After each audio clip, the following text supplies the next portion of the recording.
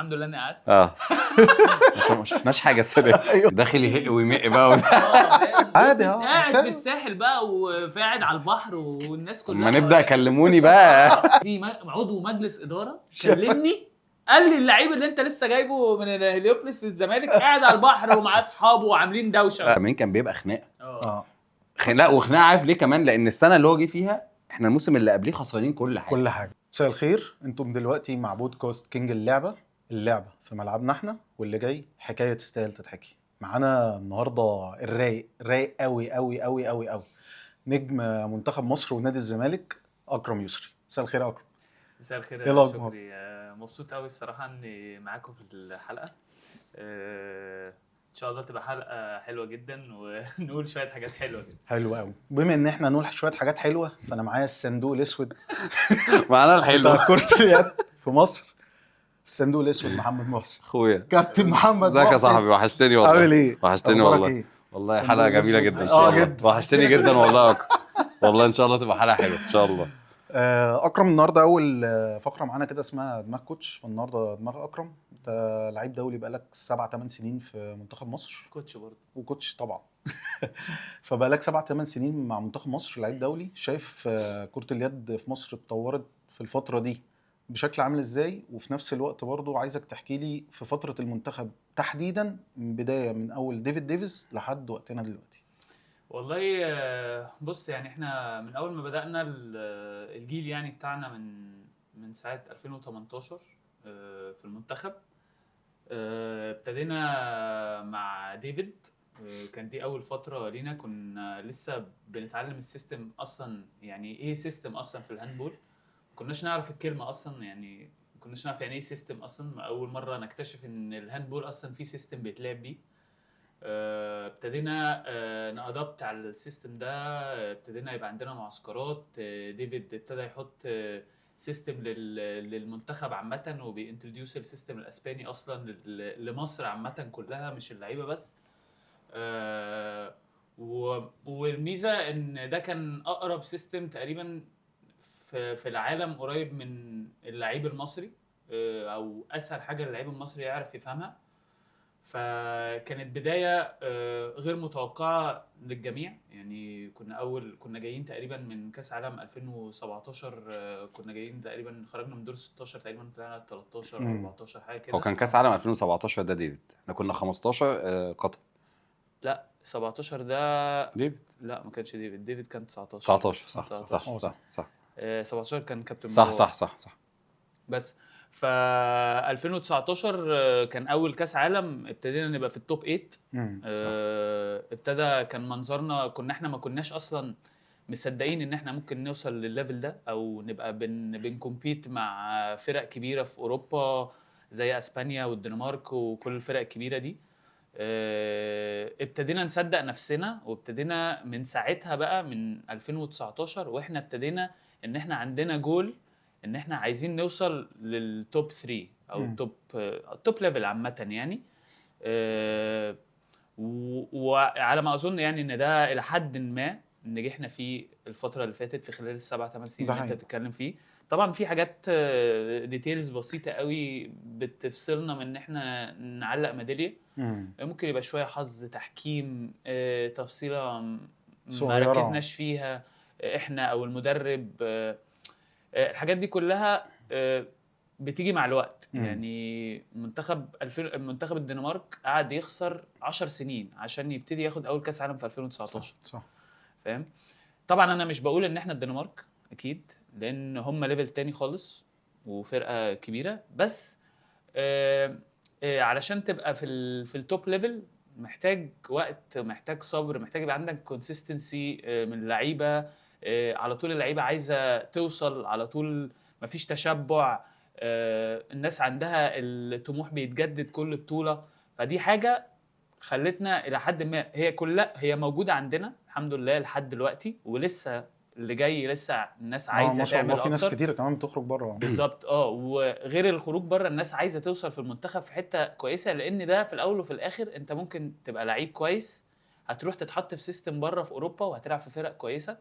بس في الاخر مش انت اللي عملت الانجاز. انت رحت في مؤسسه او في نادي كبير، نجحت معاه عشان انت كويس وعندك كواليتي كويسه وكل حاجه، بس ستيل لما تعمل ده في مصر هيتنسب ليك انت كلعيبه، فاهم؟ صح.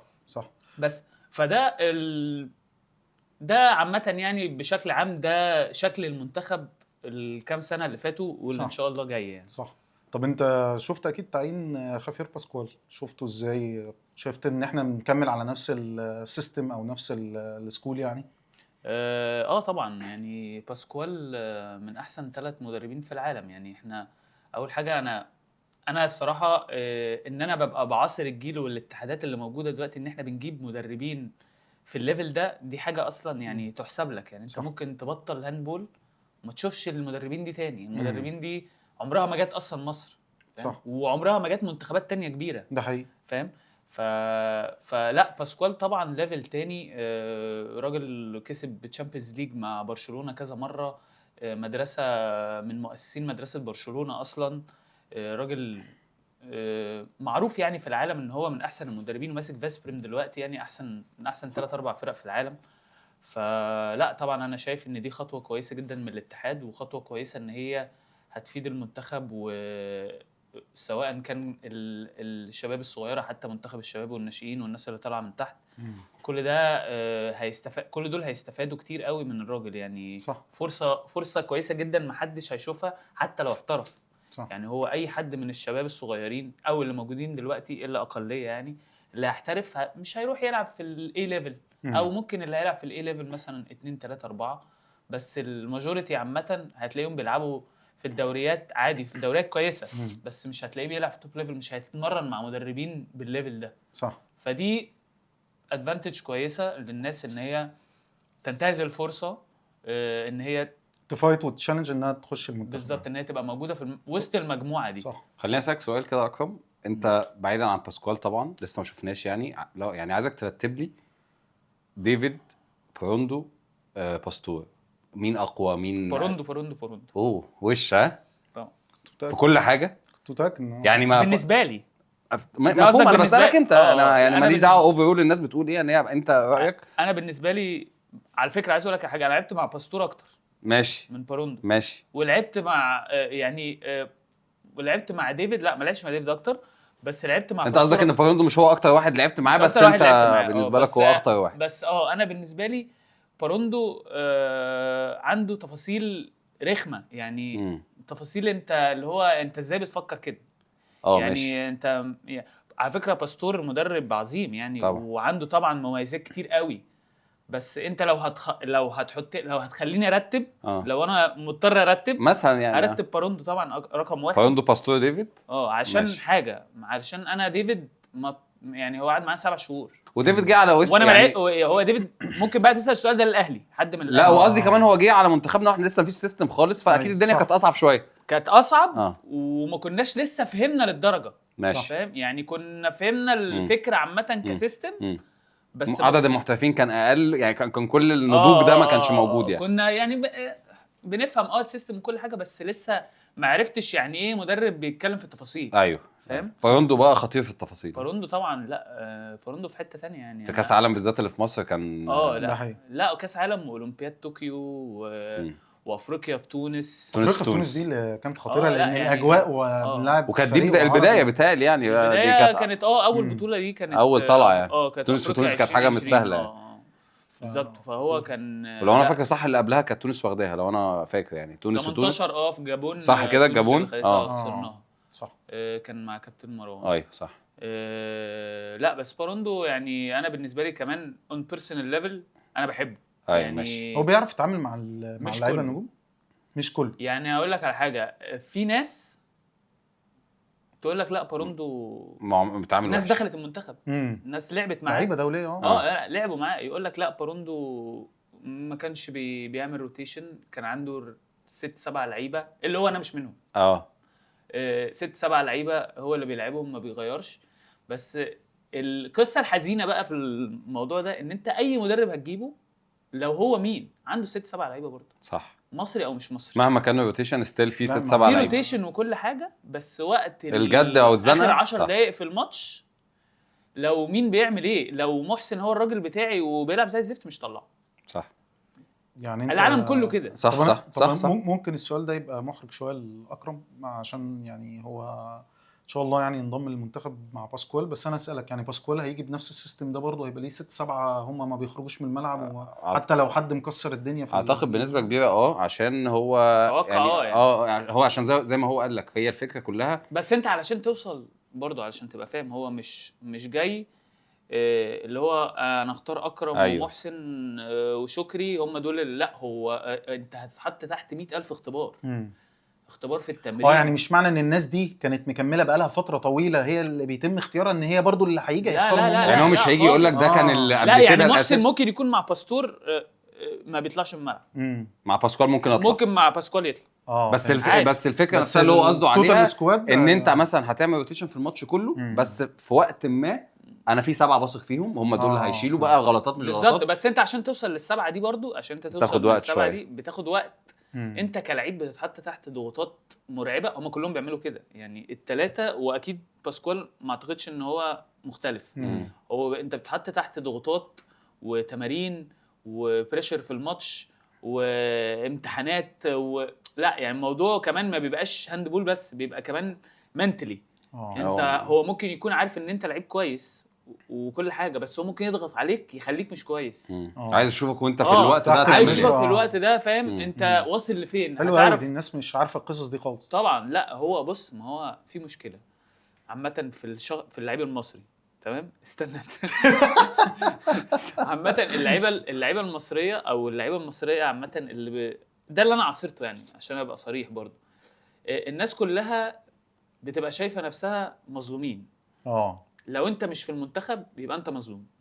انا ما انضمتش ليه وانا ما اتخذتش ليه وانا هو الموضوع، مع ان انت شخصيا عارف ان انت اتحطيت تحت 100,000 اختبار وما نجحتش فيه. بس انت مش شايف ده، انت مش قادر تقتنع ان ده حصل. انت شايف ان هو لا دي فرصتي وانا اللي المفروض العب. وهي الموضوع مش كده. مش عشان انا بلعب مثلا في الدوري الاسباني غير الدوله لا غير كده. انت مش عشان انا بلعب في الدوري الفرنساوي مثلا يبقى لازم انا وانت بنلعب في نفس المركز. انت بتلعب في الدوري الفرنساوي وانا بلعب في الدوري المصري. صح. عادي. صح. مش معنى ان انت بتلعب في الدوري الفرنساوي يبقى انت ضامن مكانك اساسي. صح. مالهاش علاقه خالص. هي مالهاش علاقه خالص. صح. انت عارف النقطه اللي بيقولها اكرم دي حلوه في ايه؟ حلوه ان الناس ما كانتش فاهمه، فبتقعد بما ان بقى ان احنا متقسمين احزاب يعني بالذات جوه مصر، فلو لعيب بيلعب في نادي وليه جمهور، النادي بيقول لك لو هو ما انضمش يبقى كده في فساد والمنتخب طبعا مش عارف ايه وبتاع. مع ان هم مش فاهمين ان هو حتى يعني لسه شارح انه في يعني كذا تيست بيتعمل من ضمنهم حاجات منتال. فانت ممكن تبقى كويس في الهاندبول بس انت مش كويس فخلاص ما خدتكش. يعني ده مش معناه ان هو مختار ان هو الفساد ولا لا. هو الراجل مش جاي من بره واخد يعني انا هاخد ده ومش هاخد ده وبحب ده وما بحبش ده. مالهاش علاقه. بس هي الفكره الناس بقى مش يعني انا الصراحه ما شفتش الموضوع ده في المنتخب يعني، مع ان الموضوع ده بيحصل في الرياضه عامه مش في الهاندبول بس. صح. بس انا ما شفتش فكره ان مدرب اجنبي يبقى جاي مصر معاه اجنده 100%. صح 100%. وخصوصا كمان انت جايب اسم كبير، مش جايب حد يعني صعب قوي يعني. انت جايب كلهم اسامي يعني. وحتى لو صغير يعني. انا بتكلم عن منتخبنا يعني. ممكن مدربين اجانب بيمسكوا في الدوري المصري في اهلي وزمالك. صح. بس ساعتها الدنيه بتبقى اضيق شويه. ايوه صح. ما تبقاش اجنده يعني. صح. نرجع بقى من المنتخب نتكلم جد قوي يا جماعه. مش محلي في ايه يا اخوانا؟ اصل موضوع المنتخب ده لا ماشي تمام بجد بقى. عايز الهلس مصر يا ابني. لا كمل خلاص. عايز الهلس يبقى فرقه هليوبلس اللي كسبت كاسين ورا بعض. شله هليوبلس يلا صح. اللي خدت كاسين ورا بعض، وبعد كده كان جيل يعني رهيب، وبعد كده اتفك 3 راحوا الزمالك، 1 راح الدنمارك. كلمني بقى عن الفتره الجيل بالذات اللي خد 2 كاس ورا بعض بتاع هليوبلس ده. بص والله بص، انا اول حاجه احنا كنا شويه شباب تافهه يعني من الاخر يعني مش ما لا نفقه شيء عن الرياضه. تمام يعني احنا كنا بجد بنلعب الرياضه علشان بنتبسط، وهتقوليش بقى لا هي شغل ولا هو اكل عيش ولا هو مفيش ضغط خالص. مفيش صفر ضغط. الراجل ده بيلعب في ايوه انا عارف. صفر ضغط.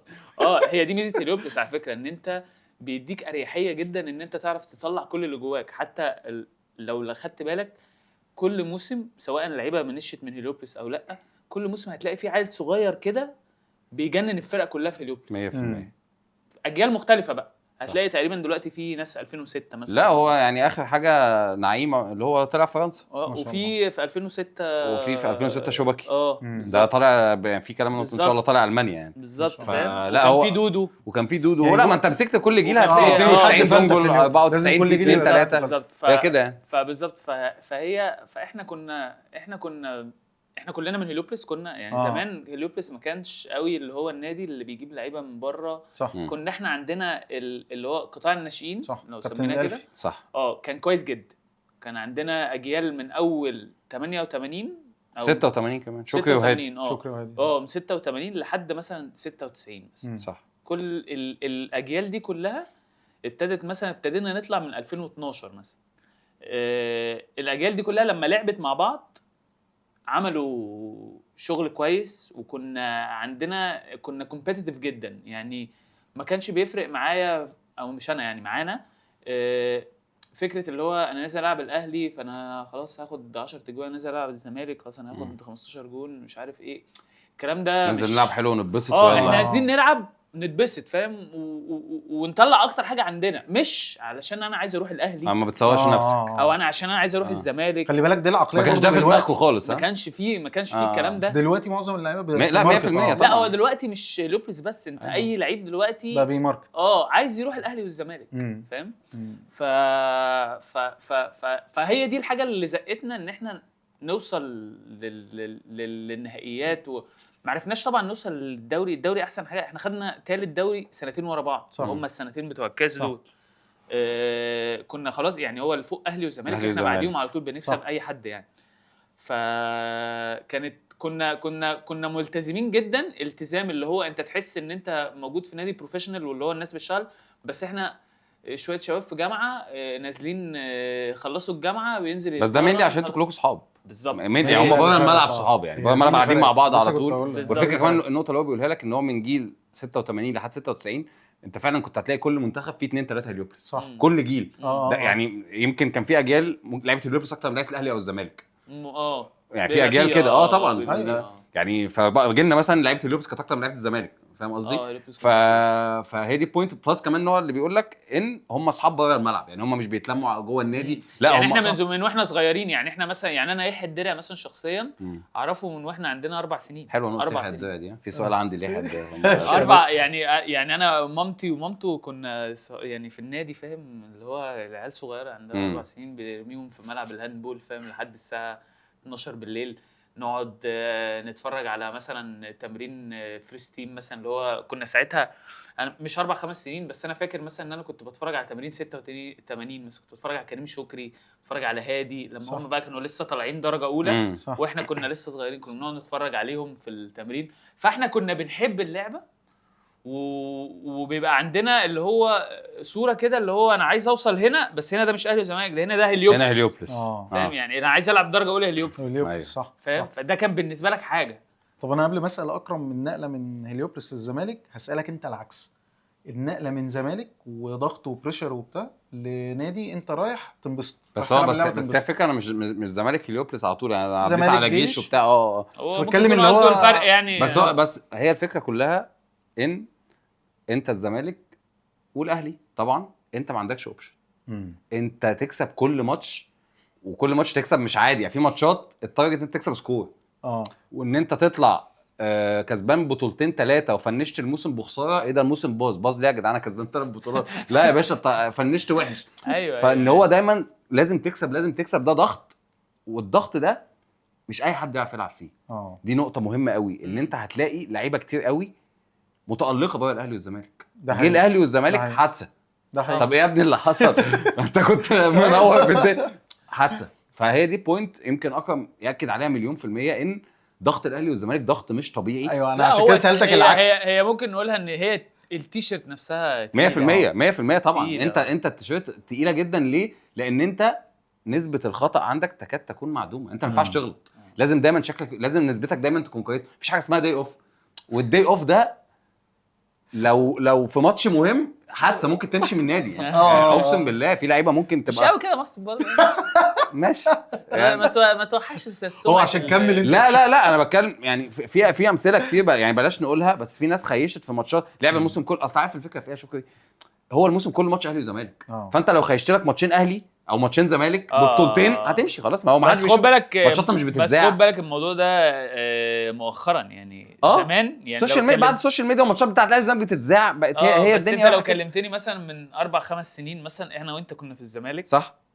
لا في فرق يعني في فرق جامده طبعا الدوري كان اقوى بكتير عشان كمان انت الاحتراف اكتر ما كانش مفتوح كده. الموضوع ده حصل علشان فرق الفلوس وسع. فرق الفلوس وسع وانت منتخبك بقى جامد فبقت اللعيبه في اوروبا مطلوبه فبقى كواليتي الدوري مش حلو. يعني اللعيبه الجامده ما بقتش متوزعه على الدوري. يعني انت في سنه الزمالك كان فيه يحيى خالد يحيى الدرع اكرم يسري وسام نوار لوكا محمد علي في منتخب وزيه في لا طب اقول لك على حاجه بقى سيبك من الاسامي. قول الدكه لوحدها برضه فرقه. لا الدكه كان بتلاقي ناس كتير يعني مش الدكه بس بقيه السكواد كنت بتلاقي مثلا يعني يعني الباك رايت يحيى خالد واحمد لحظه. طب مين هيقعد دكه؟ انت فاهم قصدي؟ وفي كان معاهم علي حازم ومعاهم علي حازم ثالث وكان معاهم واكرم كان معاه في الوينج مصطفى السيد مصطفى اللول حاجه يعني خطيره. وحازم تقريبا طالع من وحازم صغير وفي الهاف لوكا ودونجل يا جماعه ومودي وريشه وعلي هشام. بعديها السكواد راح قال لك مش ما هي دي الفكره عشان كمان الاحتراف عندنا ما كانش قوي يعني. ده هي طب الكواليس يا اكرم بتاعت انت وعلي حازم ودونجل رحتوا في طلعه واحده صح كده؟ انا لا دونجل راح قبلينا. دونجل جه بدري سنه جه 2015 صح سنتين صح. انا بعد يعني انت ما جيتش مع كابتن ايمن انت جيت مع كابتن مجدي. انا جيت انا بقى هحكي لك القصه. احنا بعد الموسم بتاع 2015 ده اللي الزمالك كسب فيه كل حاجه صح. بعد الموسم ده كابتن ايمن قعد معايا تمام وكنت المفروض هاجي الموسم اللي بعديه ماشي تمام وقعدنا واتفقنا وكل حاجه وخلاص تمام وانا كنت عايز اروح اصلا تمام عشان صحابك لا ما كان في تكس ودونجل لا بس انت ساعتها برضو الزمالك ده ما يعني قصدي ما كانش كده يعني ما كانش الليجاسي بتاع الزمالك. صح كان الليجاسي صح عايز اروح هناك صح فاهم عايز اروح هناك فعلا فقعدت مع كابتن ايمن واتفقنا وكل حاجه والدنيا ولا اتكلمنا في فلوس اصلا يعني مش دي قصتي دلوقتي. عايز اروح دلوقتي ونشوف مش دي قصتي. كان عندي 22 سنه يعني او حاجه كده فاهم. رحنا واتفقنا وكل حاجه بعديها فجاه كابتن ألفي الموضوع الموضوع باظ اختفى هو الموضوع اختفى وانا كان فاضل سنه في عقدي وكان الزمالك هيدفع فلوس. ماشي يعني انت السنه دي لو لعبتها في اليوبلس انت السنه الجايه فري هتمشي بقى بالظبط. هو ده اللي حصل يعني هو ده اللي حصل فعلا.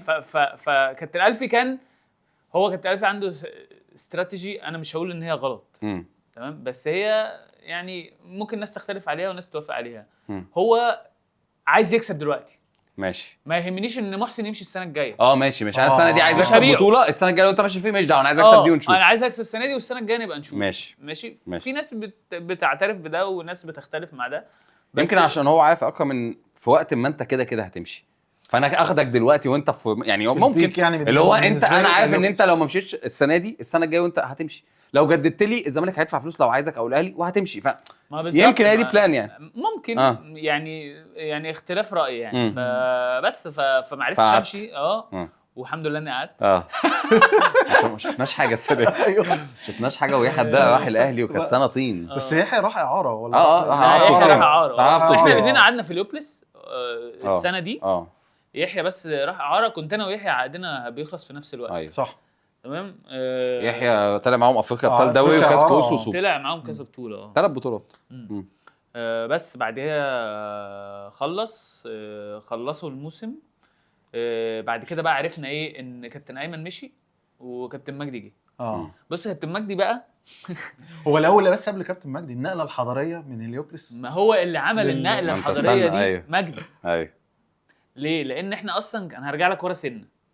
كابتن مجدي اصلا هو اللي كان بيمرنا واحنا صغيرين في اليوبلس. صح. هو اللي مطلع جيل 92 و94. انا كنت بتصعد جيل مع 92 صح. وبلعب معاهم تمام. فانا تقريبا من الجيل ده وطلعت كاس عالم معاه مع منتخب 92 كاس عالم مع منتخب 92 في 2011 مع لومل تمام.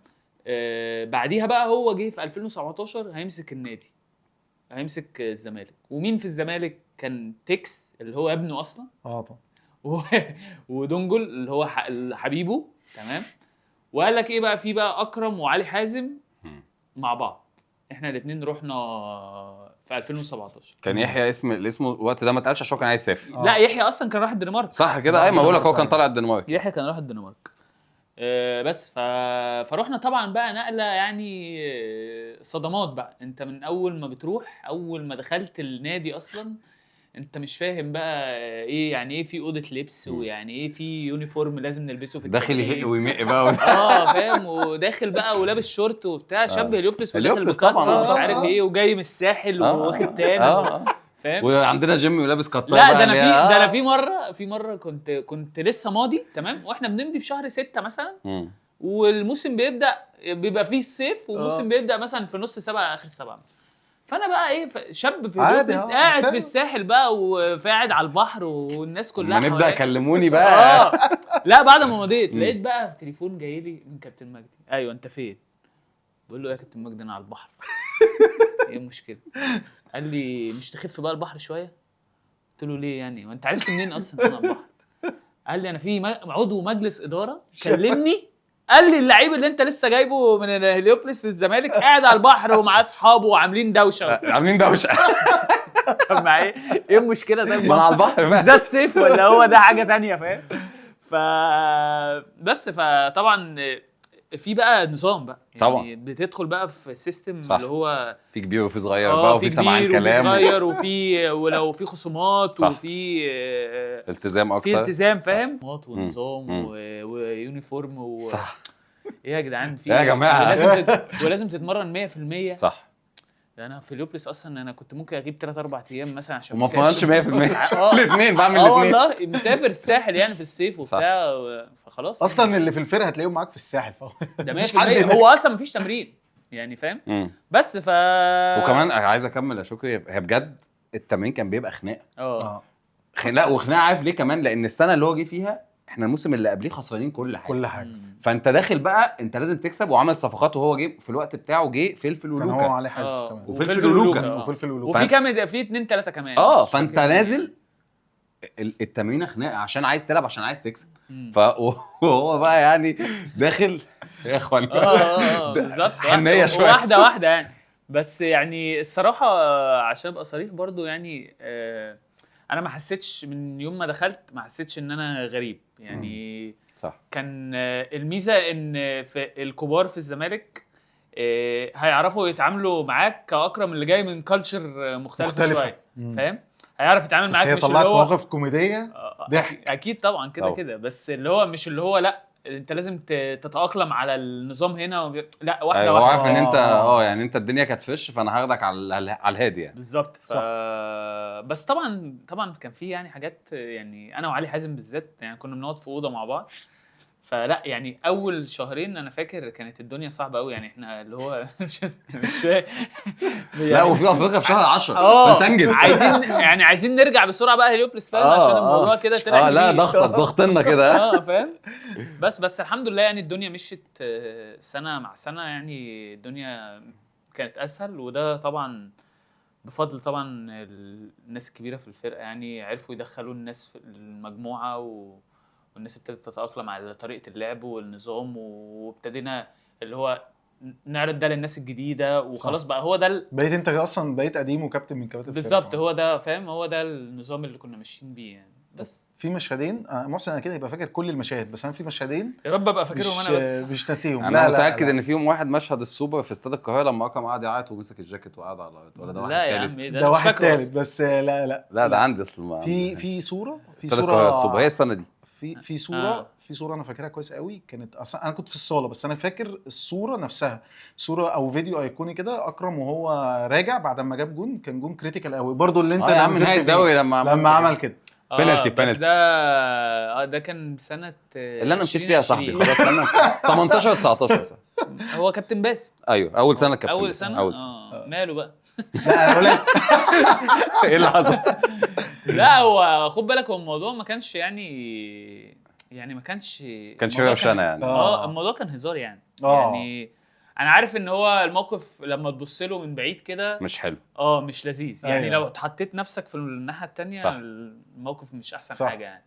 بس هي رياضه وعادي وانت بتعملها، وبعدين معظم الناس الناحيه الثانيه اصلا هم اصحابك فعليا. يعني مش كلام يعني، مش كلام. يعني انا بعد الماتش مثلا ما حدش مثلا جه اتخانق معايا مثلا، ما حدش كلمني مثلا عاتبني مثلا اللي هو لا انت خلاص. هي بتبقى هي حركه سخونيه كده، هي حركه في الملعب فاهم. وانا طول عمري ما كانش في مشاكل ما بيني وما بين اللعيبه في الاهلي خالص يعني. اللي هو في الوقت ده، الوقت اللي هو في 2019 ده صح. كانوا كلهم صحابنا تقريبا. لا هو عمرها ما كان في مشاكل يعني. عمر الدنيا ما كانت فيها خناقات يعني. الموضوع قصدي ما اتاخدش اللي هو انت بتعمل ايه وبتاع. ما ده عشان كانت اللقطه الاخف، انما اللقطه الاتقل كانت ده الموقف الثاني بقى كده. الموقف النكش اللي كان بينك وبين اسامه البوغني، واللي بعديها رحت انت مطلع تصريح احنا المنافس بتاعنا الترجي. فالتصريح ده اتاخد واحنا كنا بنلعب الاهلي في سيمي فاينل. دي حقيقه. بص هو الموضوع كان هزار يعني. ايوه هو نكش بينك وبين اسامه البوغني اصلا. كان ما هو كانت دي السنه اللي بعد ما جه معانا صح؟ بعديها كان هو في الترجي. السنه دي كانت كانت 22 موسم 22. هو القصه كلها كان في على ما اتذكر يعني ان هي كانت في الاوتيل. كنا قاعدين وكابتن باسم ساعتها كان موجود وبتاع، فاللي هو اتكلمنا اللي هو هنكسب، لا احنا اللي هنكسب وكلنا قاعدين فاهم. واللي هو هتشوف هيحصل ايه وبتاع، بس بهزار يعني. ايوه. فجي بعد ماتش الاهلي فاهم، جه تصريح بالصدفه يعني. انا اصلا ما كنتش يعني، انا ما بحبش اطلع في لقاءات وحاجات كده يعني. لما بيبقى في حاجه ببعت حد تاني. ايوه ما بخشش الحاجات دي خالص. فاللي هو حتى الست اللي خلاني قلت كده ان هي اصلا تونسيه. فانا اللي هو تونسيه، فانا عايز يعني جميلكم يعني اخوانا حفظكم وبتاع في اكشن وبتاع ولسه كسبانين الاهلي. فيعني خلاص يعني خلاص، والماتش كده اللي جاي فاينل. فانتم المنافس بتاعنا بالظبط. في لقطه ممكن اقولها انت ممكن تفتكرها. ده بالنسبه لي انت ما اعرفش ازاي نسيته. كاس الكؤوس في صاله الاهلي، انت واسلام حسن. يا ابن اللعيبه صح. سلام عليكم. نقطه حلوه النقطه. سلام عليكم. صح. انا عايز اقول صح. لا هي الصراحه بص هي تلقائيه يعني. ما فكرتش فيها خالص. بس هي كانت مهمه قوي. كانت كريتيكال قوي. عشان اسلام الماتش ده كان كويس قوي ما شاء الله يعني. لعب ماتش جامد. بس انا يعني بص انا بحب في الملعب عامه انا اكتر تنكش. يعني احب يبقى الماتش مش هاندبول بس صح. يعني ممكن ننكش صح. نتكلم نهزر اللي هو اديك كلمه تديني كلمه فاهم. مفيش مشكله يعني. مثلا شفت الكوره اللي هي في ماتش في السنه اللي فاتت بتاعت فيصل اللي هي اللي شاطها في فلفل في المغرب في افريقيا اخر كوره في الماتش. جيت انا في وسط الماتش قبل الكوره دي قلت له فيصل، قمت جاي له كده وشده من التيشيرت قلت له تراهن على كام ان انتوا هتخسروا؟ قال لي راهن على كذا فاهم. فقلت له تعلق فلوس. قال لي علق فلوس. قال لك كام كذا كذا. فبعد ما كسب يعني. في اخر ثانيه فاهم وبنهزر وبنلعب. فبعد ما الماتش خلص قال لي ايه فين الفلوس اللي انا عادي يعني. انت بتحب الدنيا تبقى كده. انا ما بحبش اللي هو فانت يعني احكي لي بس التفصيله دي، ما تاخدنيش بقى جو النكش. انت في امان الله ايه اللي جه في بالك يا اكرم؟ انا لازم افهم ازاي جت في بالك لحد ما تروح اصل انت عارف كيف ان ما حصلش حاجه. لا هو حصل بس يعني مش حاجه ما بانتش بقى. ممكن ما بانتش بس هو مثلا ساعتها كان اسلام اللي هو كان فاول، فكنا بنزق بعض فاهم. اللي هو مش عارف ايه عايز تقطع يزقك بتاع بنزق بعض وبتاع. فقمت ماسكه فاهم، جه يزقني قمت ماسك ايده. قلت هعمل ايه؟ قمت شده وهو جاي. طب يلا بقى الاعلانات. طب انت مش عايز تفلت ليه؟ طيب سايب ايدك ليه؟ طب تعالى معايا بقى انا بره. وانزل بقى الاعلانات وامسك دماغي فاهم. لقيت فجاه مش عارف اعمل ايه، ولقيت السور جنبي قمت هوب نط. الفكره ان الفيديو ده اتاخد اتعمل عليه شويه مزيكا. وانا اصلا ما كنتش لا هي النطه انا اتخضيت. يا نهار ابيض انا اتخضيت من النط على دماغك. ايوه انا ما كنتش قصدي ان انا انط كده. ايوه طبعا انت ممكن تنزل على دماغك. ايوه صح. بس هي يعني كانت وكانت مهمه قوي. اسلام طلع دقيقتين والاهلي عطل شويه وانت خدت الماتش يعني بكل بساطه يعني. بالظبط. طب هسألك سؤال تاني كده يعني احنا بنسأله على طول لكل الناس، بس السؤال بالنسبة انا عارف يعني تقريبا عارف الإجابة، بس هسألك مين كينج اللعبة بالنسبة لك؟ اللعبة هاندبول يعني. سرحت اصلا. الاحمر اكيد يعني. منطقيا. سؤال بص اشمعنى ما قلتلوش؟ انا عايز اقول لك على حاجه، ما تسالش السؤال ده. أيوة. لان اللي هيجاوب حاجه غير كده هياكل بالقلب على الوش. يبقى عنده ده اولا.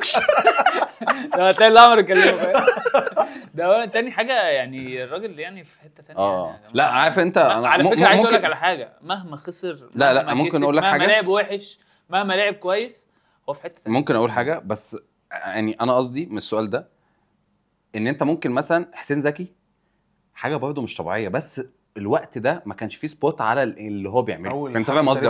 احنا وعينا على الاحمر ده ما فيهاش كلام، وانا لو اتسالت هقول الاحمر، بس انا قصدي ان واحد زي حسين زكي لا هو كان حاله مش عاديه، يعني واحد طلع وسويداد ريال وبتاع هو يقصد الاجيال الاصغر كلها الاحمر بالنسبه لها، ممكن يكون اجيال اقدم شويه يعني احنا بالنسبه لنا هنطلع نقول لا الاحمر، بس انت مثلا لو قعدت مع نفسك حبيت تقول عامه ممكن تحط كابتن حسين بقى مع يعني فاهم قصدي؟ على فكره هو بص عشان اللي حسين عمله مش طبيعي. لا انا اقول لك على حاجه، انت لو هتقول لي تجربه احترافيه فولا ده ولا ده لا فاقول لك حسين زكي ايوه طبعا بالظبط، ان هو لعب في حته يعني كان بيلعب في فرقه فيها احسن 7 لعيبه في العالم 100% بالنسبه لي اصلا اعرف ان انا عايز اقول لك على حاجه انت لو بصيت لها منتخب مثلا لا الاحمر طبعا 100 ده ما فيش كلام. لا هو بص يعني حسين زكي طبعا لعب كتير والاحمر طلع المانيا خد كاس ورجع يعني ومؤثر يعني. جدا وحسين زكي، بس انت بص الاحمر مثلا بدا في المنتخب من سنه كام وخلص سنه كام؟ ايوه لا هي يعني طبعا مده اطول بكتير، لا مش عملها زيه 100% لا صح انا بس قصدي ممكن حد يخش جنب الاحمر ولا هو لا ممكن حد يخش طبعا، لا كان ايوه انا ده قصدي يعني. لا طبعا ينفع يعني انت سالتني واحد صح ماشي خلاص ما قلتليش رتبهم زي ايه مدربين اوروبا يعني مين اللي لعب بالنسبه لك في اوروبا يعني حاليا يعني كلاعب في اوروبا بيلعب ولا بطل؟ لا دلوقتي يعني. لا ممكن اي اختيار الاثنين، قول لي دلوقتي اللي هو في الليفل اللي احنا شايفينه دلوقتي وبطل مثلا، انت بالنسبه لك كان ده حاجه مش ممكن يعني؟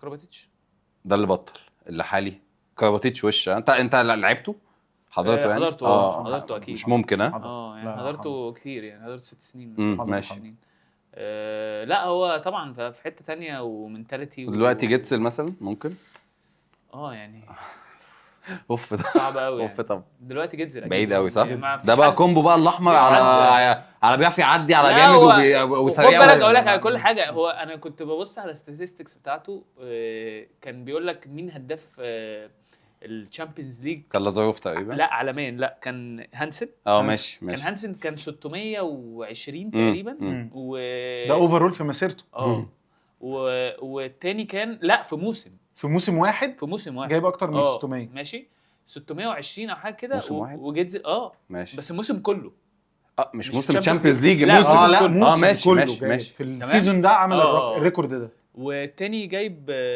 580 تمام، وتقريبا الماتشات هي بس ايه بقى ده بيشوط بنالتيات ده ما بيشوطش، ده ما بيشوطش بنالتيات خالص دي نقطه يعني مهمه جدا، لو بيشوط بنالتيات مثلا 700 بقى و800 بقى ممكن نقول تلت جوانه بنالتيات طبعا مثلا. صح جيتس كمان ما بيشوطش بنالتيات، دي حاجه غريبه جدا يعني بالظبط يعني هو لو شوط بنالتيات واكيد بيعرف يجيبها يعني انت ما بتعملش كل ده وهتضيع البيل يعني فاهم، هو بيسيب بس الناس تجيب جوان ماشي طب انا هسالك وهساله برضو السؤال ده، مش عايز يعني اكبركم بس هو سؤال، لو انت من وجهه نظرك شايف ان في لعيب صغير وانت متوقع ان هو ده اللي هيبقى بوم اللي جاي مصري في مصري يعني كمصري خاص جدا اللي هو انت ديفاين برضو صغير دي اللي هو سن كام يعني عنده كام سنه يعني بتتكلم مثلا في يعني من اول اجيال يعني من اول هتعدي بقى الاجيال بتاعتكم دي خالص وبتتكلم مثلا في الالفينات. هو ايه الاسلوب ده يعني قصدي سيبك من التسعينات وخش في الالفينات من اول 2002 يعني مثلا بس 2000 هقول لك دودو يعني 2000 ما انت بعد دودو بقى ما خلاص ما الراجل خد ام في بي في اصل انا كان يعني 2002 يعني خلاص هو قفل اللعبه، هو قال دودو فعلا. لا ما بقول لك لو 2000 بقول لك انا بقى انت عايز من تحت 2000 وانت ناسي. لا خلاص دودو طبعا لا هو دودو دودو ما فيش كلام يعني بس دودو. يعني بس يعني هو عامه انت نفس الاجابه برضه. هو انا شايف دودو اصلا هو طبعا ايه ده انا شايف دودو هو النجم المنتخب الجاي يعني طبعا يعني طبعا لا وبجد ما شاء الله ان يبقى شخص عامل 2 صليبي ما شاء الله لازقين في بعض صراحه دي ويبقى ما شاء الله بيرجع بالمستوى ده، فدي بقى انا بقول لك يعني دي حاله فذه كده على جنب. ما تقولش بقى طب ما هو اصل دودو ما حدش قارن دودو خالص، لان دي حاجه من عند ربنا زي الاحمر بالظبط كده، دي حاجه من عند ربنا حاجه ما بنشوفهاش كل كام سنه. فلا هو دودو يعني حطيت جيل 2000 فانت اقفل دودو، عايز بقى تنزل تحته ممكن نقعد نفكر، لكن 2000 لا ما فيش مقارنه يعني. اكيد. طب انت اكرم معظم يعني او ناس كتيره في الجيل بتاعك احترفت بره، ما فكرتش في قصه الاحتراف دي خالص؟ والله فكرت، جالي يعني السنين اللي فاتت كان بيجي لي عروض، بس يعني القرار كان بالنسبه لي صعب شويه، ان انا يعني بص هو الموضوع فاينانشلي شويه، وفكره انت رايح نادي عامل ازاي. صح. تمام؟ ما جالكش يعني هو الاوفر اللي انت موضوع نفسك مش فيه. هتفكر في حاجه واحده يعني. لو هتقول لي مثلا اللي هو اسافر اروح مثلا فرقه صغيره وحد مكبر واطلع فرقه احسن الكلام ده كنت ممكن اعمله مثلا لو انا عندي مثلا زمان. ايه 20 قبل ما تيجي الزمالك من اليوبلس على بره على طول. بالظبط. صح. 22 23 24 سنه كنت عملته. بس بالنسبه لي لا، يعني انا فاهم، يعني انا احب، يعني حسيت ان حياتي في مصر عجباني اكتر، او مقتنع ان ده الاحسن لي. احسن لي كاكرم، مش احسن لي كهاندبول، احسن لي كاكرم عامه. فاهم يعني كهاندبول اسره بقى ويعني كل باكج على بعضها يعني. مفيش اختلاف طبعا ان كهاندبول اكيد الاحسن ان انا اسافر. يعني مش هعترض على ده. بس انا حسيت ان انا لا، عايز اقعد في نادي الزمالك، واقعد مده طويله في نادي الزمالك واكمل. فاهم؟ لا وانت عامل ليجاسي في البطولات كمان. بلس كمان في نقطه مهمه، ان احتراف الوينجات في اوروبا مش سهل قوي. يعني السن بيبقى ليه عامل. كل لما تعدي 26 27 كل الموضوع بيبقى صعب قوي. يعني سند بدأ في المجر كان بيلعب في مش عارف فرقه ايه كده، بس كان طالع هو لف موت يعني. يعني وبدأ بقى رحله من بدري قوي فوصل. لكن هتلاقي دايما الوينجات اللي طالعه بدري قوي، بلال سيسا مش عارف مين، كل الناس دي. فكل لما انت عديت والوقت بقى اللي اكرم كان ممكن صعب قوي برضو، صعب قوي تروح وينج مصري، صعب يروح حته جامده. صح. ما عندكش مواصفات الوينجات. خلي بالك يعني القصه دي سالتها لك. ما عندكش والله مواصفات الوينجات. هم الوينجات في اوروبا. ايوه هو مش ايوه صح. القصه دي انا يعني لما سالتك السؤال ده كان في اصلا نقاش بيني وبين محسن في كذا سبيس وكذا حته. هو دايما يعني رايه من رايك ان فكره الاحتراف بره المركز بيفرق فيها. يعني الوينجات دي حاجه صعبه، اقل حاجه، اصعب حاجه. ايوه اصل هو طبعا بعد المدافعين يعني. المدافعين اصعب حاجه. هو بالنسبه له في اوروبا الوينج بالنسه له بيعمل اللي انت بتعمله يعني. ما فيش حاجه. هو بالنسبه له مبدئيا هجيب ولد صغير، ده رقم واحد احسن لي، لان هو كصحه اكتر ولسه صغير ومش عارف ايه. رقم 2 هياخد اقل فلوس. ما انا لو جبت مثلا نجم في منتخب مصر هطلب مني فلوس كتير. هديله فلوس كتير. وانت مركز مش مؤثر في الملعب. يعني مش هديله فلوس قوي. الكوره جات لك هتخش، ما جاتلكش صح. انا راجع تاني. يعني بس اللي جاي ارجع مش هعمل حاجه. بس طبعا يعني طبعا لو في الكام سنه اللي جايين دول لو جالي حاجه اللي هو ما تترفضش اكيد هطلع. صح.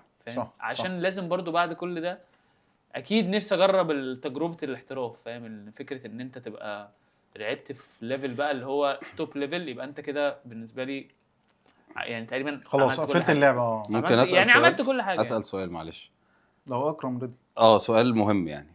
لو اكرم رضي اسالك سؤال مهم. ماشي. يعني هقول لك اكزامبل كده. بجاد مروان جه معانا على البطوله، عمل اداء عظيم، النادي اتحرك معاه ضمه للزمالك، منطقي صح كده؟ ماشي. يحيى الدرع راح الاهلي، دخل معاهم 3 بطولات افريقيا، كسب ال3. فهمت السؤال. فهو بشكل من الاشكال اعتقد كان اقرب للاهلي. الظروف وهو دخل في بيئه معينه كسب معاه 3 بطولات افريقيا. فجاه بنشوف لا، ده يحيى الدرع في الزمالك. انا عارف الاجابه. بيبني تاريخ مع الزمالك. صح. مش طبيعي. صح. اعتقد ان الاهلي قاعد يدفع ثمن صفقه يحيى الدرع دي لحد من 2-3 سنين. صحيح. هل اكرم يسري كان ليه دور مهم جدا في الصفقه دي؟ فابريزيو مانو غالبا يعني. بص اكرم اعترف بامانه يعني مش عارف، ما كنتش عايز اقول الصراحه بس اكيد طبعا. لا هو خلي بالك هو مش اكرم بس برضه هو يحيى 100%. لا انا بتكلم في بوينت. اصل ثانيه لا اصل هقول لك حاجه. انت خد بالك انا قبل ما تقول انا كان بقالي ساعتها في الزمالك سنه، ما كنتش سنه يعني انا جيت قبل يحيى بسنه حصل. لا بس خلي بالك انت بتقول مش عايز اقول. لا هو انت ده طبيعي بالظبط بحكم اللي انت لسه حكيه كله. فغصب عنك حتى لو مش هتخش في الحته بروفيشنال انت هتبقى لا انا عايزك تبقى معايا، مش هعرف العب قدامك. ما ايوه ما لا بص هو انت عمرك ما لعبت ضده خالص صح؟ لا لعبت السنه اللي فاتت. لعب اول ماتش اللي هو بس لا انا بتكلم يعني لا عمري ما لعبت ضده خالص. بس هو يعني هو لما جه ساعتها لما رجع من الدنمارك كان لسه راجع، كان قدامه طبعا الاهلي والزمالك كان في سباق خناقه. لا بس انا عايز اقول لك على حاجه. يحيى مبدئيا اختار الاهلي لكذا سبب، اختار الزمالك لكذا سبب. اول سبب ان هو مكانه في الزمالك كان افضل. صح ماشي. وكان ده اول حاجه. تاني حاجه ان هو كان صحابه كلهم في الزمالك صح طبعا. فانت بالنسبه لك اصلا انت باكج احسن. لا انت اصلا لما بتروح فرقه انت اهم حاجه الاجواء اللي تخش فيها ان انت تبقى مرتاح والديل كان احسن يعني لو هنقول كل حاجه والديل بتاع الزمالك كان لا كعدد سنين على الاقل ماليش دعوه بالفلوس. انا عارف الديل عدد السنين كان الديل الاتفاق مع يحيى انه عدد يا عم السنين بعيدا عن الفلوس. لا مش بتكلم على بتكلم على السنين. كان سنين كان جاي مات سنتين والاهلي ساعتها كان بيتكلم في 4 و5 فيعني ممكن كان هو كمان اكيد بالنسبه له الديل سنتين ان انا لو جيت سنتين عملت طفره مع الزمالك اساسا. فيمكن هي دي اصلا النقطه اللي الزمالك في الفتره دي ممكن كان بيكسب بيها معظم الصفقات ان سنتين دي تزغلل عين اي حد. دي حقيقه أيوة. دي حقيقه. لا فانا لازم نشكر طبعا اكرم على صفقه يعني دخلت نادي الزمالك كميه بطولات مش خلي بالك هو الناس اللي في الوسط عارفين القصه. هي الفكره ان الناس مش عارفه ان اكرم لا هو ممكن يعني يستصغر الرول ده بس هو كان رول كبير قوي 100% طبعا يعني وهتلاقي دونجل في القصه وهتلاقي علي حازم في القصه يعني لا طلع عيني الصراحه 100% بس هو لما اتكلمت على دونجل هو الاكرم بيروح له البيت طبعا. ايوه اصل هتلاقي اصل انا لا يعني انا وصلت لدرجه اللي هو باشا انت لو هتروح هتخانق مع تبقى معايا خلاص كلاش واحد تاني خلاص يعني بس لا يعني بس هو انا عايز اقول لك على حاجه. هو من اول ما الموضوع ابتدى هو كان تقريبا ميال اكتر البرسنتج كان ميال لا عشان هو يحيى زملكاوي بقى بعيد عن كل ده من زمان قوي يعني. هو واحد زملكاوي يعني هو وسيف زملكاويه مش ممكن يعني سيف اكتر طبعا. بس بقول لك يحيى عشان بما انه جيلنا يعني فهو لا هو كان زملكاوي معترف انه زملكاوي. انا اللي كان نفسي يقعد في الزمالك اكتر من كده سيف انا زيك صح انا زيك كان نفسي بالذات بعد ما شانيها كنت حاسس ان كانوا ياخدوا الدور ده بالظبط. يعني انا هو لما طلع ليموش انا هو الحمد لله لا القرار اللي هو طلع صح طلع صح. بس انا لما جه ياخد القرار انا كنت ضده خليك في الزمالك سنه كمان وانت طالع على نادي مش احسن حاجه بالظبط وانت لسه اصلا سنه ولسه ما بقالكش غير سنه فاقعد سنه كمان علشان يجي لك حاجه احسن وتبقى انت اصلا كدورك في الملعب كسيف الدرع يبقى ليه دور اكتر. بس هو قال لك لا بس هو على فكره هو لما جه الزمالك اصلا هو جه علشان هو كان الهدف بتاعه ان هو يسافر. هو ده الديل هو جاي هو يلعب الديل اصلا انا جاي سنه العبها وامشي يعني صح هو ده كان الديل. طب هنسال شويه اسئله سريعه كده. يلا مين اصعب مدافع لعب عليك؟ بلعب في الوينج يا جدعان منتخب ما هو وينج برضه مصري يعني اجنبي اكيد يعني ما اعتقدش ان في حد مصري انت شايف بلاش اصعب مدافع اصعب جون احلى مثلا اصعب جون لاندين طبعا لا ما هو اصعب جون سيب ده زي دودو والاحمر الناس اللي هي اصعب جون في مصر لا اصعب جون في منتخب بعيدا عن لاندين خلاص ما هو ده كده ده مقرف تمام. في جون تاني ولا الدنيا تمام؟ في جون تاني بالجرود النرويج ده جيلنا صح ماشي. خد احسن جون في العالم يعني في سنه في كاس عالم من كاسات عالم يعني. لا جامد طبعا جدا ماشي يعني. فمصر في حاجه ولا ما عادي؟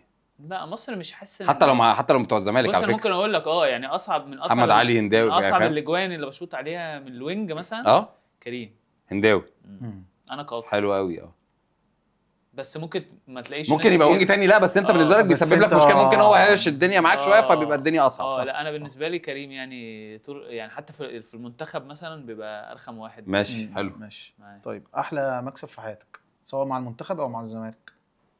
احلى مكسب في حياتي بطوله عمرك ما تنساها مكسب انت كنت يعني ممكن نزود لك في الزمالك نخليهم 2 3 اول بطوله اهم مكسب في حياتي كانت بطوله افريقيا 2018 في تونس. دي اول بطوله ضد الترجي دي اول بطوله انت كسبنا اهلي وكسبنا ترجي الاثنين. ترجي اهم الفاينل اكسترا تايم انا فاهم قصدي الماتش ده لعبنا الاهلي سيمي فاينل او دور 8 كمان كان دور كان سيمي فاينل ايوه صح اهم ماتش كان الترجي اهم ماتش كسبته صح. بص انا بحب ماتش الترجي جدا. انت بتحب ماتشات ضد الترجي جدا ليه عشان علاقتك بالنكش اللي بينك وبين اسامه؟ ليه عشان ماتش الاهلي ده ماتش روتيني جدا يعني انت عايز ماتش جامد بره مصر يعني. ايوه بتحس ان في اجواء مختلفه وبتلاعب ناس مختلفه. بس انت ماتش الاهلي ده بتلعبه 9 مرات في السنه صح يعني انا وحميد حافظين كوره اول كده هنا تاني كوره هنا تاني وبطولات افريقيا مفيش فرق في افريقيا يعني زي الكوره يعني فالدنيا واقعه خالص يعني. فانا بحب ماتش الترجي قوي الصراحه يعني ببقى مبسوط ماشي او بطوله ليك دي اغلى واحده يعني. ماشي لا انا افتكرت سؤال عايز اساله لكم انتوا الاثنين انا لاحظت الملاحظه دي، انتوا الاثنين اللي بتشوطوا بينالتيز في الفرق بتاعتكم تقريبا. طبعا الاحمر ليجاسي احنا هنتكلم على جنب دلوقتي، لكن انا بتكلم في الكونسيبت بتاع البينالتيز. هو السؤال بقى هنا، هو مش اي لاعب ينفع يشوط ضربات جزاء او رميات جزاء عامه؟ مش اي لعيب. مش اي لعيب، متهيألي مش اي لعيب، مش اي لعيب ولا خط خلفي بشكل عام. لا هو مش كده. بص هو لا بهزر. بص اقول لك على حاجه، عشان اغلب اللي بيشوطوا بتلاقي يعني هي البنالتيات عامه يعني. مش ان انت بتعرف تجيب الكرة جول، عندك حلول كتير. لا غير كده كمان فكره ان انت يعني انا ممكن اجي مثلا اتمرن النهارده اشوط مثلا بنالتي مثلا على الاجوان، بص امسح بيهم الارض، تمام. اجي في الماتش مش عارف اجيب، بشوط اصلا كرة انا ما شوطتهاش كده في التمرين، فاهم؟ لان البنالتي هي مش انت هتشوط الكرة فين، هي ازاي هتعرف تشوط مع الضغط. صح، انت صح، انت صح، لان هي اكتر بوزيشن فيه ضغط. يعني ممكن اقول لك حاجه تفصيله ما اعرفش هو يبقى فاكرها ولا لا. ماتش اللي انت بتقول عمل كده فيه ده، دي كانت بينالتي، والبينالتي ده اكرم عمره في حياته ما شاطه قبل كده، ان هو يميل كده ومسيبها كرشايه في البعيده دي. صح، عمره في حياته يا شكري ما عمل كده. كانت اول مره. قبل الماتش ده ب3 اسابيع عمال كده، فاحنا بنقول له اكرم انت بتعمل ايه؟ ثانيه واحده بس وما تجيش وما جاتش وتلاقيها بره بقى، وتلاقيها بقى لقيتهم كده بس انت بتعمل ايه؟ اما تشوط العادي، ما تشوط العادي وهو يقول لك استنى بس. سبحان الله، تحس ان هي كانت عشان تيجي في اهم بينالتي في الموسم ساعتها، لان صح. ساعتها بطوله الدوري دي ما كانتش دخلت النادي بقى لها سنتين، الاهلي كان بقى له سنتين بياخد الدوري، وكانت بينالتي مهم جدا. فاول ما مسك الكوره كان يحيى وانا وسام وبتاع، فبص لي قلت له، قال لي هنشوف. فهو عامل كده ودخل. فهو ساعتها في حته انا يعني توقعي ساعتها حته من السليبريشن ان انا بتمرن، انا بقالي حبه وجات حلوه قوي، وجات عشان دي بتضيع. بس خلي بالك البينالتي ده بالشكل ده جه جون عم اكرم والدنيا طايره، ضاعت هروح بيتنا عم اكرم برضه والدنيا طايره، اتاخد في الاوضه اتقتل اصلا. شوطها هتلاقي بقى الجمله الكليشيه، شوطها جامد وتضيع، بس ما تشوطهاش كده عملت برضه نفس القصه دي في يعني قعدت برضه على انت فكرتني يعني قبل ماتش برضو اللي هو كان ماتش ايه، كان ماتش السوبر اللي خسرناه اخر واحد ده، ماشي. قعدت برضو اسبوعين قبليها بنالتي تاني نفس الحركه، ما جاتش لا جت في ايوه ظبطت، ايوه عملتها في الماتش، جت في حمايد. ايوه ما بقول لك اصلا حمايد حتى اتخض. جديده ما بتعملهاش انت. ما بتعملهاش خالص. ايوه ما بتعملهاش، انا مش عارفها دي، مع اني بعملها في التمرين معاه في المنتخب. بس مش هيقولوا ان انت هو بيركز على بنالتيات الماتش، لان ده اللي انت هتعمله في الماتش بالظبط كده. طب بما انك جبت يعني سيره السيزون اللي فات، انا هسالك فيه، بس ايه اسوأ خساره في كاريرك سواء بقى مع المنتخب؟ لا انا عارف اسوأ خساره في كاريري ايه، ماتش الترجي بتاع 2022 اللي في تونس، بطوله عربيه. مش اللي هو كان اخر فاول بتاع حازم باشا. هو حازم باشا الماتش ده الفاول ده اوحش، لان انا الماتش ده غير ان اوحش ماتش لاسباب كتير. اول سبب لو انا مش غلطان اسف، هو ده اللي انت قلت الترجي هو المنافس بتاعنا. هو نفس هي دي صح. ماشي. ما هو التصريح فايلر عشان كده. لا ما هو في الترجي كسبنا بعدها يعني كسب ماتشين ورا بعض. هي كانت تصريح عشان احنا الاهلي في السيمي فاينل. ماشي. افريقيا الماتش الثاني يعني الماتش البطوله العربيه اتلعبت الاول، بعد كده لعبنا ماشي. ايوه انا قصدي كده. فالاهلي لعبناه في افريقيا مش بطوله عربيه. ماشي صح. كذا سبب. اول سبب ان انا الماتش ده جايب 9 اجوان مثلا في النملي، تمام، وهوب من تحت ومن فوق ولف. لا والنملي بيخلي شكله كويس حلو يعني كله تمام. وتاني حاجه ان الفاول جه من فوقيه. ايوه فوقيه بالظبط حرفيا من فوقيه بالظبط. وعارف بقى المشكله ايه، وفي حاجه ثالثه بقى، ان انا الفاول ده انا كنت رافع ايدي تمام، فواقف على ال6 متر، واقف على اليمين، وكريم نده عليك. لا مش كريم، الروبي واقف بره بيقول لي نط، فبقول له نط ايه يا روبي، لو نطيت هاخد دقيقتين. ده رد ملوش اي علاقه ده كذب اصلا. ده مش صح. ما بقولك ده رد ملوش علاقه بالهاند بول خالص. أيوه. فما نطيتش، فجاه جول روبي عمل ما خلاص بقى طبعا وخسرنا، فاهم؟ انا لو كنت نطيت كان هتيجي في ايدي، يعني الكره اصلا لمست يعني. طبعا فده بالنسبه لي لا. وكان بعديها بقى الموضوع كان وحش قوي، يعني بتتعامل بقى معامله من الجمهور طبعا في الحمامات كمان لا وغير الجمهور بقى، احنا عامه يعني ان انت تبقى متعود على مكسب سنين. لا جمهور الاهلي غير جمهور الترجي. لا هو بيتكلم جمهور الترجي في قليل مدينه الحمامات. جمهور الترجي قليل الادب. شتايم بقى شتايم وتفافه وميج مولعات وطوب وفاهم ويعني تبقى خارج في قله ادب. انت متهان يعني انت ما خسرتش بره بس انت مش خسرتش جوه، الدنيا بايظه خالص، هتخسر بره كمان. فاهم. فده اوحش ماتش خسرته. طيب مين يعني لو قلت لي كده يعني الدريم تيم بالنسبه لك، عايز تحط نفسك حط، مش عايز تحط نفسك ما تحطش يعني لا ما احطش نفسي. ماشي. في الجون لا دريم تيم ده ما احنا هنرجع حط 6 بيلعبوا 6 دك. عايز تحط جديد، خلي بالك كل واحد واحتياطي بتاعه قديم براحتك عادي. التيمت تيم يعني بتلعب التيمت تيم، بتطلع لك بكايه بقى فيها حسين زكي بتاع اظبط يعني. ماشي ممكن احط ونجين ليفت. ممكن احط لا خلينا بس اجوان ماشي. بس انا مش عارف اعملها بسرعه يعني لا طب جون براحتك. طب ماشي، ما هو الجون ما فيش غير الروبي طبعا. ماشي كده يعني. ماشي. وينج ليفت انا كنت قلت كريم شكري قبل كده، كانت حاجه خطيره. لا انا كنت بقعد ما كانش فيه كده يعني الجمب بتاعه يا جماعه وبيستنى في الهواء كتير. اصل الناس بتلعب هاند بول. بص هقول لك على حاجه، علشان في ناس برضو انا لما قلت الموضوع ده اختلفت معاه شويه. كان في يعني في كذا حد قال لي لا هو بكار على فكره، هو لو ارقام هو بكار ما فيش منافس. انت بتتكلم كوينج انا متكامل. بتكلم على شكل وينج 100%. ممكن يعني اقول اتفرج عليه تفصيله مع انه بكار على فكره بيطير برضو. أيوة. يعني بيطير اكتر من كريم، بس كريم بينط شكله حلو. لا حتى لو ضيع شكلها حلو. اقول لك حاجه، كاس عالم 86 ده كاس عالم الوحيد اللي خد MVP واحسن وينج ليفت، يعني الاثنين وينجات ليفت. دي ما بتحصلش. جنشايمر بتاع المانيا ده حاجه طبعا مذهله. ومن كتر ما كريم شكري كان مش عادي قال لك لا خلاص جنشايمر بقى MVP وكريم احسن وينج ليفت. فاهم قصدي؟ صح. بس وفي الباك ليفت ممكن احط حسين زكي. طب بس احنا كلهم معتزلين كده انا روبي وحسين وشكري الناس فهمت صحابنا. لا ما هو هيجي هو يحيى الدرع مثلا هيلعبوا سنتر هاف. يحيى الدرع هاف طبعا. مش دودو دودو مش هاف اصلا. دودو ما بيلعبش هاف. امال بيعمل ايه يعني بقى؟ لا دودو باك.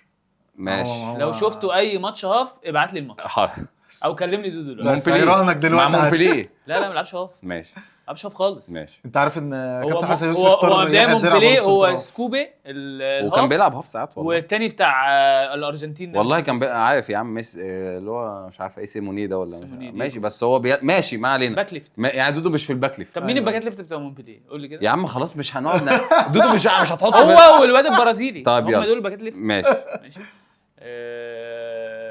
في الباك رايت الاحمر. هنعمل ايه؟ طيب ما فيهاش تخش. هنعمل ايه؟ الراجل لعب في اسم مراح باريس ومش هنعرف نقدم حاجه. ما انا ممكن انا عايزني احط لك 1 و2. لا ما اصل سهله قوي في الباك رايت بالظبط. 1 و2 هو يبقى الاحمر ويحيى. الباك رايت سهل قوي. وينج رايت. ما انا قلت لك هحط يحيى في MVP برضه. يحيى خالد حلو. لا انا عارف انا وممكن احط يحيى خالد عادي. بس الوينج رايت اللي هو هيقوله يعني مش كتير ناس هتبقى. لا انا عارف. لا انت اكيد هتبقى عارفه. شكرا. انا بتكلم عامه يعني. شريف مؤمن طبعا اكيد طبعا. يعني الدنيا الميديا وكده ما لعبش اهلي وزمالك. هو نفس القصه هو وسند زي شكري وبكار. ارقام سند وينج تتبسط وجت ضاعت. شريف مؤمن دايره هاشم. طب حاجه اوت بقى اقوى مدافع ممكن. ايه ده؟ لا دي سهله قوي زي الاحمر بالظبط يعني. لا ابراهيم المصري طبعا. ايه ده؟ ما ينفعش حد غير اصل لا اصل يعني يعني بص هو مبدئيا هو مدافع جامد قوي. تاني حاجه هو حافظ على المكان ده بطريقه بشعه. سهل ان انت يبقى عندك مدافع كل السنين. الكونسيستنسي بتاعته مرعبه. مش سهل ان انت يبقى عندك مدافع اساسي في الفرقه كل السنين. ما تقدرش تستغنى عنه. هي دي البوينت يعني. اللي هو انت عارف ده يعني بالبلدي بتقال كده ده نص لعيب وهفضل محتاجه. هي دي البوينت. مستحيل يعني. صح. هو اصلا يعني انا مش فاكر ان في حد في مصر قبليه كان اللي هو مدافع بس. هتلر. الاخوين هتلر. ماشي انا قصدي على المنتخب يعني. كانت ثلاثات طين على دماغ اي حد يخش الخناقه. اقول لك على حاجه بس احمد هتلر كبير لما كان بيلعب كان في ناس تانية لا كان في هو كان يلعب على طول رمضان الصغير. وكان في جوهر وكان في عمر الأليوبي. ما هو جوهر كان دايما. عمر الأليوبي كان بيدافع في 3. لا قصدي وكان بيهاجم. انت كمان لسه ما بتهاجمش خالص. لا انا بتكلم على ان احمد هتلر كان بيدافع، بس كان في ناس تاني بتدافع. صح بتكلم قبل مصري على طول ممكن تقول هتلر الصغير، ممكن يعني ده اكتر واحد كان قريب للبوزيشن ده يعني. ممكن يعني طب اكرم قبل ما اختم معاك، ايه توقعاتك بالنسبه لاكرم وبالنسبه للسيزون الجاي بالنسبه لك في الزمالك؟ والله بص، انا بالنسبه لي انا شايف بما ان يعني الزمالك ماشي في قصه بروجكت وبتاع وتغييرات. والله بص، هو موضوع البروجكت ده مش يعني مش اول سنه، يعني هو الموضوع ماشي بقاله من السنه اللي قبل اللي فاتت.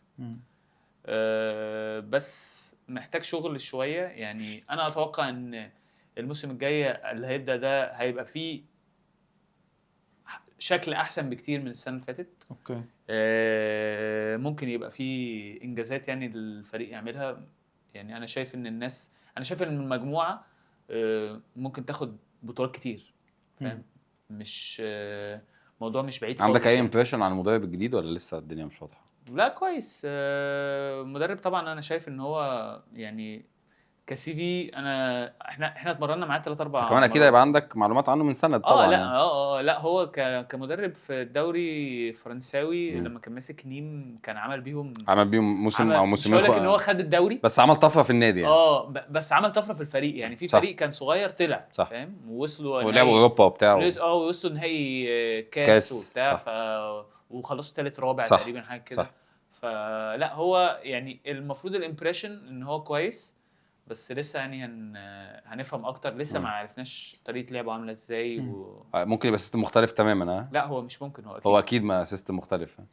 اصلا انا قصدي لما احمد عادل جه هنا لما اتكلم على ماتسن قال لك هو مدرسه تانية خالص وسيستم ودنمارك وبتاع، بس هو ما غيرش. هي دي البوينت بقى. اعتقد يعني صعب قوي ان هو يفرض السيستم بتاعه، بس هو هيأديت. اكيد يعني. صح. بس هو خد بالك، اصل هو العالم كله دلوقتي بقى بيلعب شبه بعض شويه. حتى في فرنسا بيلعبوا المدربين الفرنسويين يعني 100% شبه الدنيا شويه. هي المدرسه الوحيده عايز اقول لك على حاجه، هو منتخب فرنسا شخصيا شبه اللعب بتاع اسبانيا شويه. هي المدرسه الوحيده اللي فلتت خالص الدنمارك. مجانين بقى وطايحين في العالم كله، ما حدش عارف يوقف. بس يعني انا عن نفسي متفائل، وخصوصا كمان بعد ان الاهلي مشي من عنده كذا لعيب صح مؤثرين جدا. صح. الدنيا ممكن تهدى شويه. حصل فيهم نفس اللي حصل فينا. صح. نفس الفكره. فانا شايف ان الموضوع دلوقتي هتبالانس شويه. يعني لو هو كان عنده خبرات اكتر الدنيا ممكن تبالانس شويه. بالظبط. شايف المنتخب بتاعنا كاس العالم الجاي فرصه قويه ان احنا ناخد ميداليه. قوي ده مش نقول افريقيا الاول يعني ما انا اصل افريقيا تمام يعني احنا تمام يعني. ليه يا عم مش تمام؟ يعني ان شاء الله نبقى تمام. اصلا انت عايز تبقى خلينا مش تمام. مين اكد لك يعني ممكن اقول لك مين اكد لي، عشان يعني انت دلوقتي في طفره في الهاند بول في مصر، انت سابق جدا. ايوه بس انا عايز 100% ماتش مصر وتونس بيبقى ليه حسابات تانية ومفهوم جدا. انا فاهم النقطه دي، بس بتكلم ان انت الادفانتج بقت ليك شويه. عندك محترفين كتير زي الفتره اللي كان تونس كل جيلها عصام تاج ووسام حمام ومجايز 90. لا وقبلهم هم جايز كل الناس دي كانت في اوروبا، فكان هو بشكل ما اعلى منك شويه. انت الابر هاند ليك دلوقتي محترفين كتير بتلعب توب ليفل. يا عم ان شاء شايف ازاي بطوله افريقيا وكاس العالم مشيها صح. لا شايف يعني سيبك من افريقيا طبعا. احنا الله ان شاء الله هنكسب طبعا. ماشي كاس عالم. انتوا خلاص يعني الموضوع، انا قصدي يعني انتوا خلاص بقى الموضوع متاخد دلوقتي، ان شايف ان دي اكتر بطوله احنا جاهزين فيها ناخد ميداليه، ولا كان في حاجه قبلها جاهزين، ولا يعني انت شايف ايه؟ لا انا شايف ان احنا ممكن البطوله دي يبقى فيها ميداليه. يعني ده متكاملين اكتر. هو ده مبدئيا هو ده الاوبجيكتيف بتاع الفريق. يعني احنا بعد ما خسرنا البطوله اللي فاتت الخامس اللي هو دلدل واللي هو حرام وخلاص وكفايه وتعبنا ومش عارف. لا بالعكس، كله كان متحمس جدا ان احنا لا عايزين نيجي كلنا نفس المجموعه، تيجي نفس كاس العالم الجاي ونعلق ميداليه ونوصل لمكان تاني. بس طبعا عايز اقول لك على حاجه، المدرب ليه دور كبير في حاجه زي كده. فاهم يعني هيفرق. يعني اعتقد باسكوال هتبقى برضه نقله خطيره. المفروض ان هو المفروض ان هو على الورق يعني المفروض ان هو يودينا يعني في حته ثانيه. انت عايز تقول ان انت انت اللي ناقصك زي ما قلت في الاول تاتشات بسيطه 100%. بس قصدي ان انت بتقول بعد كاس العالم الاخير لما طلعنا خامس الناس كانت الى حد ما في داون يعني. لا الناس كانت يعني مش محبطين. بعكس اولمبيكس. بص هو اولمبيكس دي الصراحه بالنسبه لي محبط. انت محبط وانت لا بس انا محبط من الماتش 100%. انت بالنسبه لك زي عادل قال، انت يعني فيهم المؤلمه اكتر؟ ايه ولا ايه؟ طوكيو باريس؟ باريس طبعا برضه زي عادل. برضه زي عادل. انا قصدي عشان طوكيو كان ماتش ثالث ورابع، احنا الثاني كان دور 8، فانت برضه دور 8. لا باريس لا ماتش الاجواء نفسها كانت صعبه. الماتش كان في ايدينا قوي. الماتش لا متحكم يعني جدا. خلاص احنا شايفين ان احنا هنكسب اسبانيا وتكسر بقى اسبانيا والعقده وبتاع وتخش فوق. وفي تحكيم وفي يعني بص في اخر ربع ساعه حصل حاجه اللي هو ايه ده احنا خسرنا ليه؟ ايه اللي حصل؟ واثنين اتصابوا في نفس المركز وحكام ولعيب واحد بيرقصنا سيناريو غريب. ولعيب واحد بيرقصنا كلنا فاهم بيرقصنا فاهم يعني. على فكره دوتش بايف ده ما بيلعبش اي ماتش غير ماتش مصر بس لسه كنت والله بره ما فيش كده خالص والله في المنتخب يعني هو ايده بتمشي ايده بتمشي موت. فلا ماتش باريس ده الصراحه ده اكتر ماتش كنت انتوا زعلانين فيه يعني. انا فاكر كابتن عمرو صلاح في الماتش ده وقع جاله جلطه في الملعب جرينا عليه يعني فاهم. فلا يعني لا جايه ان شاء الله ان شاء الله صعبه كانت لحظه صعبه ان شاء الله جاي. يا اكرم شرفتنا ونورتنا، ويعني مبسوط جدا جدا جدا ان انت كنت معانا والله العظيم. ده نورك والله، وانا اللي اتبسطت الصراحه معاكم. شرفتنا ونورتنا يا محسن حبيبي اكرم. حابب بس اديك كده تي شيرت هديه عليها يعني لون وبيضه كمان. يا لهوي يا لهوي والله نورتنا مان، والله حلقه حلوه، وان شاء الله نكررها بس يكون معانا ميداليه في كاس عالم بقى ان شاء الله. ان شاء الله بالميداليه بقى ان شاء الله. وان شاء الله السنه دي يكون موسم جامد للزمالك يعني ان شاء الله. في كامباك حلو ان شاء الله خير. الحلقه خلصت بس اللعبه لسه ما خلصتش، والحلقه الجايه كينج جديد.